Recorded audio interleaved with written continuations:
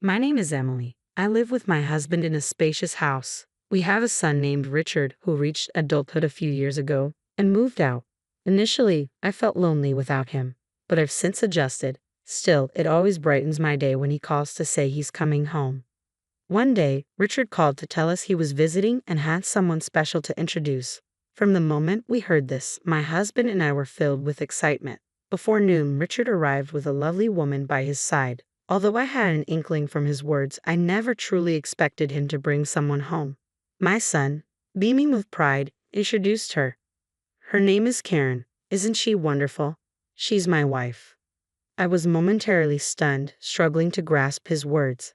After a brief pause, I asked, Richard, did you say Karen is your wife? Not your girlfriend? Richard nodded with a grin. Yes, Mom. Maybe you're going a bit deaf. I couldn't bring myself to laugh at my son's teasing. I haven't heard about you getting married. Did you know about this? I asked my husband. He shook his head, equally puzzled. No, I didn't hear anything either. We both turned to Richard, seeking an explanation. With a proud smile, he said, That's why I came to announce our marriage registration today. By the way, we had a grand wedding in Bali with our friends. We were speechless. Richard, oblivious to our stunned reaction, continued to rave about the wonderful wedding in Bali. My head began to ache, and I carefully asked, You've already registered and had the wedding. Why weren't we invited? Karen, who had been silent until now, spoke up. Do we need to invite strangers? I was taken aback by her words. She continued calmly, Isn't it a waste of money? I couldn't hold back my emotions. No, we are Richard's parents, I said, my voice trembling. Karen seemed unconvinced and said with a dissatisfied look, But you're strangers to me. I was taken aback and fell silent. My son must have finally noticed the tension in the room and hurriedly explained, Karen has no parents or siblings. It would have been sad if she was the only one without family at the wedding. That's why I didn't invite you guys. Hearing about Karen's situation left me at a loss for words. I thought if that's the case, maybe it could be understood. Of course, I wasn't entirely satisfied, but I told myself it was too late since the wedding was already over. After the newlyweds left, I confided in my husband. I wonder if those two will be okay. He shared my concern but said, It's their decision. They're already married. All we can do is watch over them. Although I agreed with him, I couldn't just leave it at that. So I decided to try to bridge the gap with Karen. I got my son's phone number and decided to reach out. When Karen realized it was me on the phone, her tone immediately turned sour. What do you want? I realized my call might have made Karen uncomfortable, so I quickly explained my reason. I got some delicious treats and I thought I'd bring them over to you next time. Karen replied, Oh, I don't need that. In fact, I don't even plan to give you my address. I couldn't help but ask why. Karen calmly answered, I don't want to give personal information to strangers. Please delete my phone number. Before I could say anything else, she hung up. After that, I couldn't get in touch with Karen. I realized my gesture must have felt like an intrusion to her. Feeling down, I shared my worries with my husband. He comforted me, saying, There's still time. Don't rush. Forcing closeness won't necessarily lead to good results. Just hope that she'll open her heart to us someday. I took a deep breath and nodded. You're right. A month after I stopped trying to contact my son and his wife, my son suddenly reached out. What's going on? I asked. He told me Karen is pregnant. I was thrilled by the happy news. Knowing how tough it can be for a first-time mother without her parents, I asked for their address so I could go help. But my son said, No, I can't give you the address. We don't need help, just money. Give me your bank account number so I can transfer it. I tried to explain to my son how difficult childbirth could be, but he wouldn't listen. Moreover, he said that Karen herself was against it. In the end, I transferred only the money as my son requested. After that, I never heard from him again. There was not even a report of the child's birth. A year passed, and despite my attempts to call, I eventually couldn't reach him at all. It seemed my son no longer thought of us as family. Even if I wanted to confirm it, there was no way to get in touch. Feeling helpless, I went to the local supermarket one day and met a familiar face. At first, I didn't recognize him, but when he called out to me, I realized who he was. It's been a long time. Do you remember me? I'm David Johnson. Hearing the name, my memory came rushing back. He was a friend my son often brought home during high school. I didn't recognize him at first because in my mind he was still a high school student. David, you've grown up so well. I said, looking at him closely. David seemed pleased and a bit shy.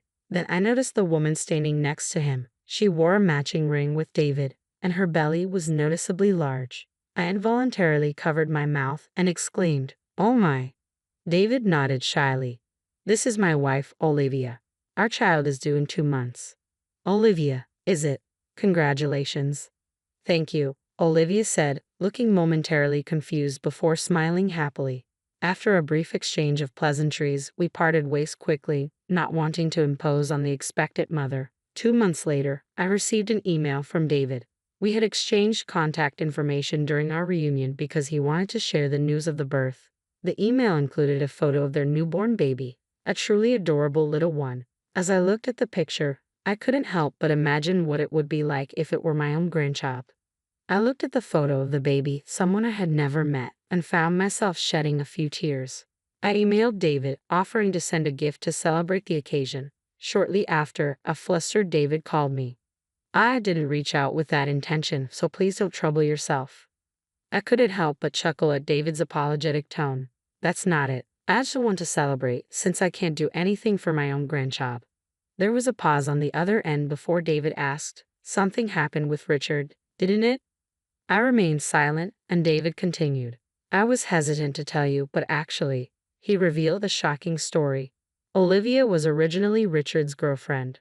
Richard had chosen another woman and unceremoniously dumped Olivia. That woman was Karen. Olivia was devastated after being abandoned by Richard, and I couldn't leave her to deal with it alone. I tried to convince Richard to make things right, but he wouldn't listen. Eventually, I gave up and ended our friendship. David's story ended there. At that moment, I felt a deep sense of anger toward both my son and Karen, despite being my own child. I also realized that my actions had unintentionally reminded Olivia of her painful past. Even though I wasn't aware of it, I had caused her distress. She likely didn't want to see Richard's mother. "I'm truly sorry for mentioning that I wanted to celebrate," I apologized. David quickly reassured me. "You don't need to apologize, Mrs. Smith. Olivia doesn't mind. She was the one who wanted to send the baby's picture. Please don't worry about it." Their kindness only made me feel more guilty.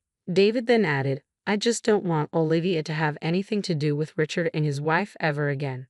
I agreed wholeheartedly. "I'll do whatever I can to help, even if it might not be much." I also shared with David the strained relationship I had with my son and his wife. David was visibly shocked by Richard's recent behavior. We quickly shifted the conversation to lighter topics before ending the call. I relayed everything I had learned from David to my husband. I then told him that from now on, I would consider Richard and his family as strangers. My husband agreed. "At least we can take a breather." I glanced around the room, where most of the unpacking was complete, and nodded. "Our new life begins here today." The house we had lived in felt too large for just the two of us. When we were considering moving, we were introduced to this newly built high-rise condominium. We had planned to inform our son about the move, but ultimately decided against it. I headed out to buy ingredients for dinner. As soon as I stepped out the front door, someone called out to me, "Mom." I turned around, unsure of what I was seeing, and there was my son, approaching with a slight smile. "Why didn't you tell me you moved?" "I was surprised to find strangers at the old house. I had to search quite a bit to find you," he said. I met his gaze with stern eyes. "I didn't need to tell you. You're a stranger to me." Richard seemed taken aback by my change in attitude and grew flustered. "What are you talking about? I'm your son." I ignored him and started walking. Richard quickly fell into step beside me and continued talking. Mom, I want to apologize for everything that's happened. I was misled by Karen. You must have some extra money if you're living in a new high-rise condo, right?" Despite Richard's attempts to engage, I kept walking. Seeing that I wasn't responding, Richard's tone grew anxious. Karen was a habitual liar. Her claim of having no family was false. She was actually disowned by her parents due to a romantic scandal at her previous job. When I glanced at my son, he misunderstood my silence and continued to criticize Karen. Karen came to me for money after she couldn't make it on her own after quitting her job. I was just deceived. I should be able to live in that high-rise condo too. I stopped and faced him. He seemed hopeful that I was finally ready to listen, but I held his gaze firmly and said, "You chose that dishonest woman despite being in a relationship with someone else. This is the consequence of your actions." Richard looked stunned by my words. I delivered my final message. Your only family now is Karen. You two are perfectly suited for each other. Leaving him there, I walked away and contacted David. I was concerned that Richard might cause trouble for David or Olivia. As I feared, Richard had tried to apologize to Olivia and asked David to mediate between us. He even said something absurd like, "You two got married because of me." David, at his breaking point, announced he was severing ties with my son and warned that he would call the police if Richard continued to harass them. In a panic, Richard fled. Afterward, Richard tried to spread malicious rumors about David and Olivia among their mutual friends but was met with disdain instead. Karen, who was supposed to be his only ally, abandoned him, running off with another man after squandering all of Richard's savings and left their child behind. Seeing the situation worsen, we decided not to intervene despite hearing the rumors. Eventually, Richard came to us with the child in tow. "You must feel sorry for your grandchild, right? Let us stay here," he pleaded. My husband, who had been silent until now, exploded in anger. "Don't be ridiculous. Stop acting like a spoiled child at your age. You're no longer our son but a stranger. Get out." Frightened by our harsh reaction, my son fled, leaving the grandchild behind. My husband quickly locked the front door while I gently picked up the child. The little one, oblivious to the situation, reached out to my husband with a smile. Seeing that innocent smile, my husband and I shared the same thought. While we have no intention of forgiving our son and Karen, the child is innocent. We exchanged a nod and decided to raise this child ourselves. I heard that my son is now doing physical labor, likely struggling to make ends meet with a job he detests. Despite his hardships, he hasn't tried to come back home, though even if he did, the outcome would be the same. My husband and I are fully occupied with caring for our grandchild. Although raising a child at our age is challenging, the child's smile gives us the strength to keep going. For tasks that are too difficult, we rely on the help of David and his wife, for which we are deeply grateful. It seems that a leisurely retirement is still a distant dream, but for now, I want to savor the time with my husband and grandchild.